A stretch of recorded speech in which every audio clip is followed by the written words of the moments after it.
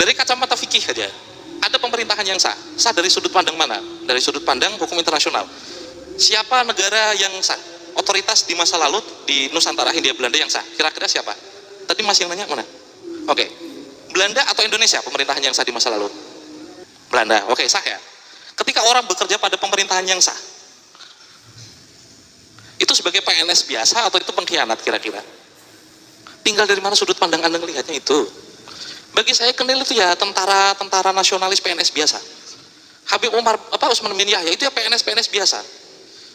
Masih cukupkah alasan kita untuk memperjuangkan Indonesia? Apa yang kita perjuangkan? Kemerdekaan. Kemerdekaan seperti apa?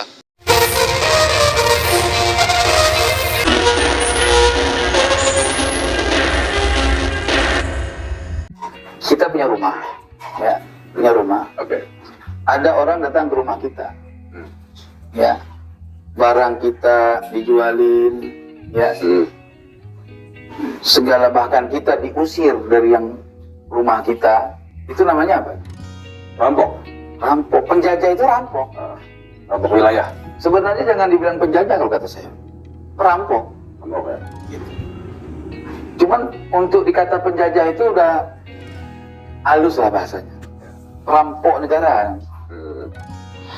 Jadi Rumel Abbas ini orang yang katanya ahli sejarah atau sejarawan gitu, Akademisi katanya. akademisi, Intelek.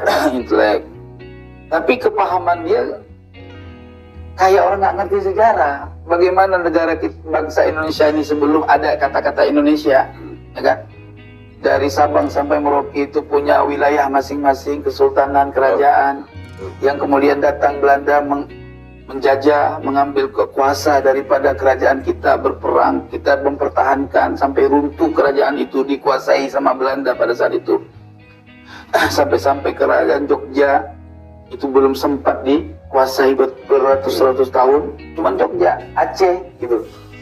Jadi kalau ada statement dianggapnya bahwa Habib Utsman bin Yahya itu Ba'alawi dikatakan bukan antek-antek Belanda, jadi dia anggap bukan antek Belanda, itu offset. Kenapa? Ya nggak ada pemerintahan penjajah yang dianggap resmi. Siapa yang baiat Belanda sebagai pemerintah, gitu? Dia balarin nih. Iya, nggak. Karena faktanya buktinya mau bekerja dengan Belanda. Mau menerima bayar dari Belanda. Terlalu berani Rumel Abbas. Saya terus masuk orang yang tersinggung, yang harus tersinggung dalam persoalan perkataan Rumel Abbas. Kenapa? Karena kakek kami itu ada yang mati di tangan Belanda, syahid. Gimana ceritanya itu? Penanggroh itu. Jadi beliau ini kan sampai di tiang diikat di tempat umum, di tiang gantungan, ditembak, jebret nama Belanda. Termasuk Cut Nyak Mutia, ya. Mereka menumpahkan darahnya melawan penjajah Belanda. Apakah mereka bodoh? Ya. Hah?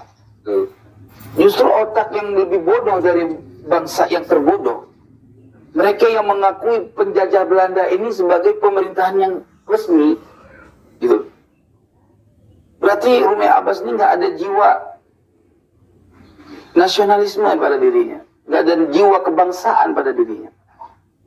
Yang ada mungkin jiwa apa ya? Antek. Jiwa penjilat. Ya karena tadi leluhurnya. Harusnya ya kalau mau bela Utsman bin Yahya, ya jangan sampai segitunya gitu. Ya jangan menafikan sejarah. Sebab perang Aceh itu atas maklumat fatwa Mufti Betawi. Ya. Gitu. Kan banyak itu tentara-tentara bayaran, tentara-tentara rakyat Indonesia yang menjadi bagian dari company pada saat itu, Ya.